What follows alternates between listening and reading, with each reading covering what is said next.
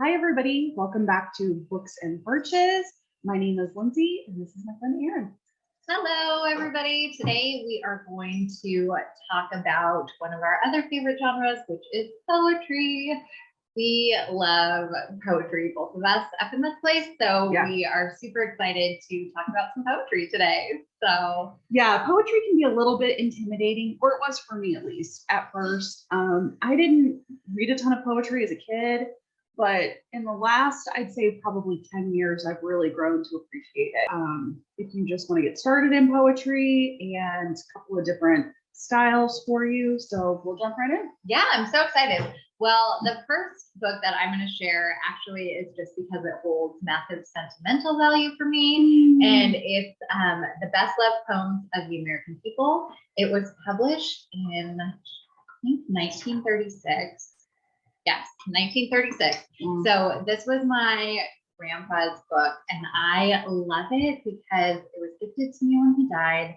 And he put notes. So some of it, like when I got it, I was just finishing up college. So I went through and I read the whole thing, and I made little hearts by the ones I liked and wrote notes of my own.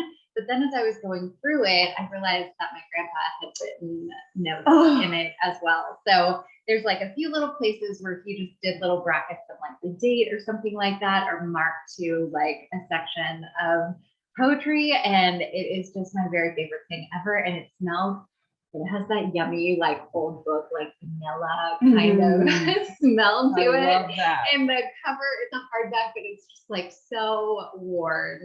So it's definitely one of my favorite things. And it's got up until 1936, obviously nothing after that, but it's got all of the major works up until that time kind of in here. And the thing that I actually love about it is that it's got a lot of poems from unknown or anonymous folks as well, which you can't find a lot of times. And it's organized by sections. So they put it into different sections. There's love and friendship, there's inspiration, there's poems that tell a story, so longer poems, faith and reverence, home and mother, childhood and youth, patriotism and war, humor and whimsy, memory and grief, and nature and things like that. So it's just fun. It's really different than any other poetry book that I have. And so I always have this kind of around. I love a sentimental book. Yeah, me too. I'm not a very sentimental person, but I'm wildly sentimental when it comes to books. So that's great. And I love the color of that. I know. Okay, the first one I'm going to share is a book called One Last Word. And this is by Nikki Grimes. And the book has got fantastic artwork in it. These are poems about the Harlem Renaissance. And there's a bunch of different artists that are featured in this book that are fantastic. It's a beautiful book. But the really intriguing thing about this one is it uses a form of poetry I had never heard of called Golden Shovel. Oh, have you ever heard of that? No. Okay, so Golden Shovel is a form of poetry that when it is written, the last word of each line is a poem that has already been written. And it's a poem that is paying homage to another writer. So that's what Nikki Grimes has done in this book. And it is really beautiful. So it was interesting to me because I had never heard of that form of poetry. And some of the writers that she pays homage to are Langston Hughes, George Douglas Johnson, Jean Toomer. It's a beautiful, beautiful book. And the poetry in it is easy to read. It's easy to digest. So I highly recommend this one. This one would be a great book for a gift, graduation gift, any kind of gift that you need. I've really enjoyed this one. I've read it several times. That's awesome. Yeah. Oh, how fun. I love that. It's a good one. Very, very cool. Okay, so my next one is, man, our light is really having trouble today. There we go. If I point it forward. Yeah. So this one is Devotion by Mary Oliver, and this is a compilation of her 5 decades long career. It's a bunch of her different books in one that she actually put together in this order. So it's fun to see how she would kind of pull her works and put them together. She's a master at observing the natural world and just writing about everyday things, writing about nature in the most beautiful and awe-inspiring way. If you don't know her, you definitely want to check her out. She makes you want simplicity. She makes you want to be outside, and she really makes you want to just appreciate what's around you, to stop and kind of go slower and appreciate what's around you. She's for sure one of my favorite poets, and like her poetry is just so beautiful. Yeah, it's just gorgeous. I have a bunch of, yeah, that's my favorite one. Me I too. love that one. I was gonna read so it. funny. Yeah, you should read Okay. Wild Geese because that's All my right. favorite too. I was like, it's kind of long, but okay, It's if okay. it's your favorite too, but Yeah. I'll read it. You gotta This read is it. our favorite poem. Yeah. By Mary Oliver. You do not have to be good. You do not have to walk on your knees for 100 miles through the desert repenting. You only have to let the soft animal of your body love what it loves. Tell me about despair, yours, and I will tell you mine. Meanwhile, the world goes on. Meanwhile, the sun and the clear pebbles of the rain are moving across the landscape, over the prairies and the deep trees, the mountains and the rivers. Meanwhile, the wild geese, high in the clean blue air, are heading home again. Whoever you are, no matter how lonely, the world offers itself to your imagination, calls to you like the wild geese, harsh and exciting, over and over, announcing your place in the family of things. Oh, So good. we love Mary. We love Mary. Thanks for reading it. That's a good one. Really good one. Okay, next up for me is a book that was given to me by my sister-in-law. It's called A Year with Rumi, Daily Readings. And I really enjoyed this one. I like Rumi poetry. It's really simple. It's very easy to digest. And this book is particularly interesting because it's a daily devotional. So each poem has the month and the date on it. It doesn't have a year on it. So this is a really easy way to integrate poetry into daily reading if that's something that you want to do. They're not super overwhelming. They give you something to think about. And I was really grateful to get this book from her. I have had it in my daily stack on and off for years. It's really spiritual poetry, and it's been around for a while. So it's an old standard. You will really enjoy this one, I think. So give that one a whirl. So good. That's fun. I know. It's funny. I was realizing the books I pulled for this one are all relative, aside from that first one, are all like relatively new and new poets for me. So I was like, oh, that's super funny. So Yeah, I love that.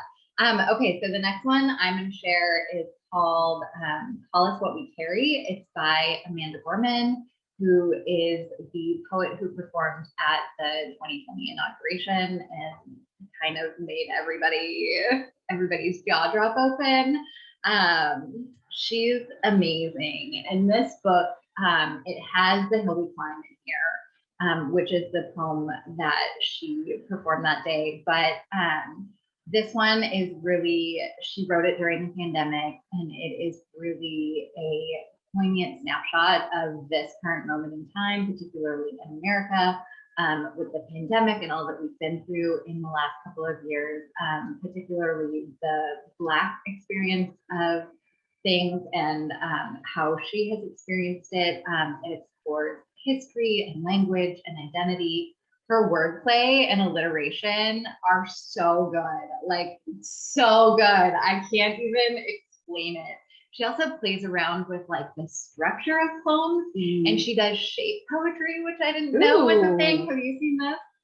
Okay, so I have to show you. Let me see if I can find it. Okay, well, so like here's an example of like some of her wordplay that like she presented in a really interesting way too. So these are in like text message boxes, but it just says, this is the end of one of them, but she says, there are no words for what we witnessed when we talked to each other. Our sentences were stilted and stalled as a telegram.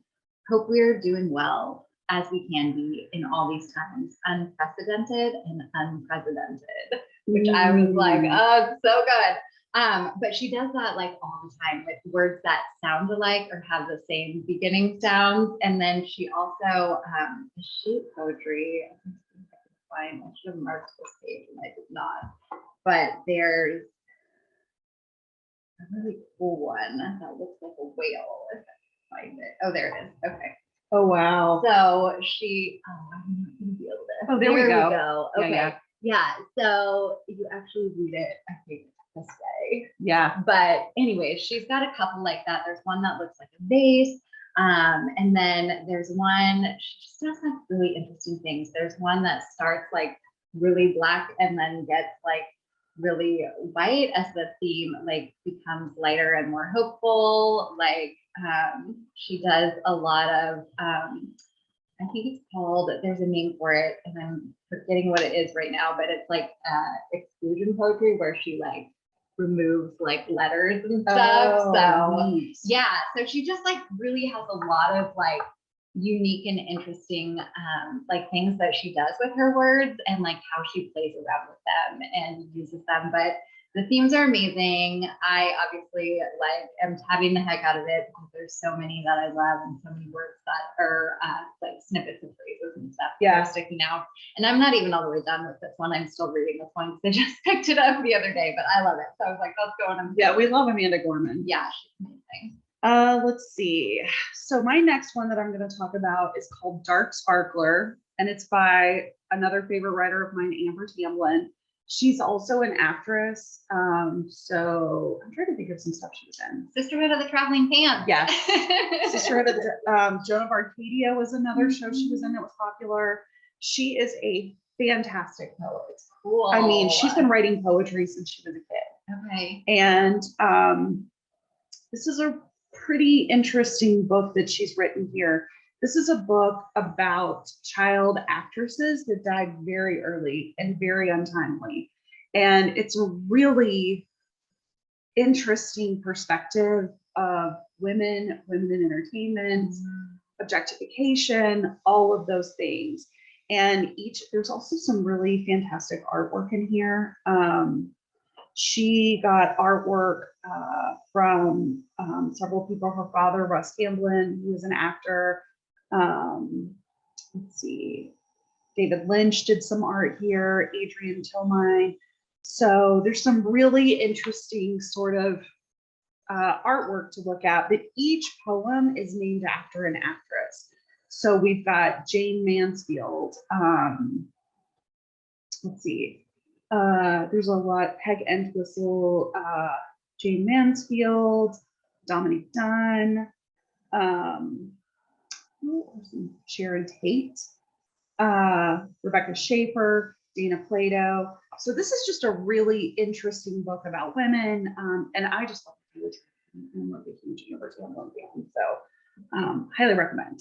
Very, very cool. That's awesome. Okay, so the next book I'm going to talk about is also, it just recently came out, so I just recently read it, but it's Time as a Mother by Ocean Vuong. I talked about him in our memoirs video, but this is his latest poetry collection, and it's basically him searching for life among the aftershocks of his mother's death. He kind of embodies the paradox of sitting within grief while determined to survive beyond it.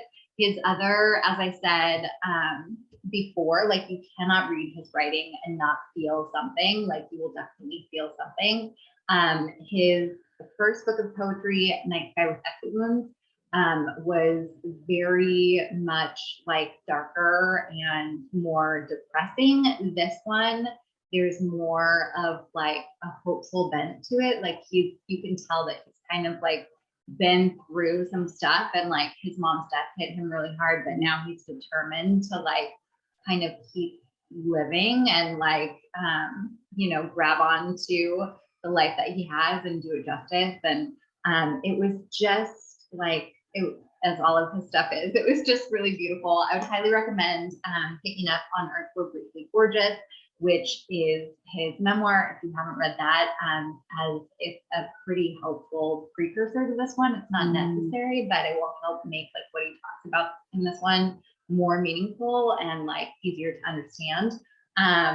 Someone has said that Vuong's work is both intensely personal and broadly political, and I think that is like a really great way of kind of describing the way that he writes and what he writes about. I love the way he plays with he also plays with time and language and imagination, and he doesn't try to fix or rush to a happy, like tied up conclusion. Like he kind of lets things linger, some things even for the span of like his books. So I love that he kind of just like lets the experience be the experience. And he offers a super unique, important perspective. I think just because of who he is and how he experiences life and the way that he like writes about it and kind of brings him into his world. So Yeah, I gotta get him my stacks. yeah, he's great. Okay, next up for me is a classic. Probably we've all at least seen this one. Most of us probably, especially in our age group, probably own a copy of this. Where the Sidewalk Ends by Shel Silverstein. This is a classic. This was my first introduction to poetry in the 4th grade. Same. Mrs. Leonard. And I still love this book even as an adult. It's funny. It's somewhat serious sometimes. There's really funny illustrations in it. And my favorite poem in this book is a poem called Captain Hook.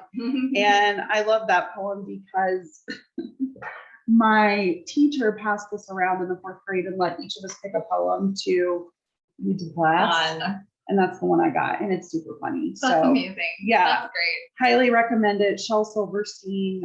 He's got several books of poetry. They're all fantastic. I think this was the first one. So this is another one that would be a fantastic gift for somebody, a kiddo or an adult. Yep. So if by some weird, I don't know, tear in the universe, you've missed this you one. don't have it in your library. Definitely get it. It's fantastic.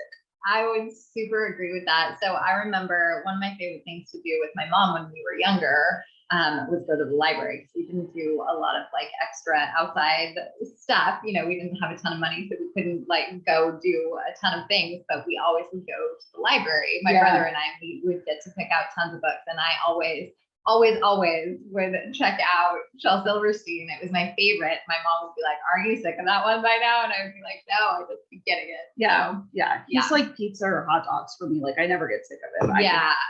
Anytime. I'm always in the mood for Shel Silverstein. So good. I love it. Yeah. Okay, so these next 3 books that I'm going to talk about are super accessible. They use super simple, concise language to convey powerful thoughts and ideas. The entries are short and sweet and serve as a great jumping off point for journaling or mindset practice if you have one, or if you do affirmations or whatever. They're a great place to start if you're not ordinarily a poetry reader. If you're just getting into poetry, they're super easy to pick up and kind of get into. If you are more averse to kind of more simple messages of self-acceptance and love and agency, then these may not be the books for you. A lot of people in reviews have likened them to like a Tumblr post, which I was never on Tumblr, so I don't even know what that means, but I'm like, okay, not for you. So if that's not your fave, then you may not like them. All of these folks have Instagram accounts, so you can check them out on Instagram and get a snippet of what their work is like before you commit to getting the book, if you just want to check it out. They're all younger and I think super fun, and I love reading them. So the first one is Heart Talk by Cleo, and this one is probably my favorite out of the 3. This also is just like a super fantastic gift for anyone. It's a great gift book. It's really fun because she has a very unique kind of way of writing. I don't know if you're gonna be able to see this. There we go. But her writing, she puts her handwriting in a lot of the books, but it's a book of poetry, mantras, and affirmations. The dedication at the front says, "This is dedicated to every human being who looks different, feels different, and thinks differently. I see you, I feel you, I am you." And she just like has her poems. Some of them are shorter, some of them are longer, some of them she explains more, but I just really, it was better. I just really love her and her approach to things. So I think this is one of the first books that you and I talked about when we started talking about books, because I remember getting a text from you and you said, I just got this book. I love it. You have to get a copy of it. And I did, and I've got a copy back there. So that's probably one of the first books that you and I like really bonded over. yeah, I really, really enjoy it. I think it's great. Yeah. Yeah. She just had a book come out to hopefully small. What the Road Said. What the Road What the Said. Road Said. Yeah. And it's basically about choosing. It's a real get you in your feels book, by the way. I sent it to my niece. And her mom texted me the first time they read it, and she was like, oh my gosh. Yeah. She wrote it for her daughter. Yeah. It's a good one. So super great. She's awesome. She also has another book called Where to Begin. Like this one is definitely more like, this is more like personal, like self-love kind of stuff. The Where to Begin is more like, then what, like, how does that work out in the world kind of thing. Yeah. So She's good. yeah. She's real good. You want to keep going? Yeah. And then, okay. The next one is Inward by young Pueblo. And this book is very similar to Heart Talk in that the poems are all pretty short, like they're pretty short, super accessible. This book is also about self-knowledge and self-love, and then taking that inner work and turning it outward and what that looks like. It's a great reminder that healing, transformation, and freedom are possible for ourselves and the world at large. I have something, I will read one really quick. There's so much. Healing yourself will ask more of you, more rest, more self-love, more letting go, more time for learning, more space for transformation, more honesty about how you feel, more time developing good habits, more courage to try new practices, more faith in yourself in the process, more time cultivating your inner peace. So that one I loved when I was on my healing, healing my physical body. There's a lot of times when stuff is like more is asked of us, but I love that he flipped that and was like, you need more rest, you need more letting go, more, time developing good habits and stuff like that. Yeah. Love that. And then the last one that's kind of like that is Homebody by Rupi Kaur. And she wrote Milk and Honey and The Sun and the Flowers, both of which fantastic. This one is her most recent one.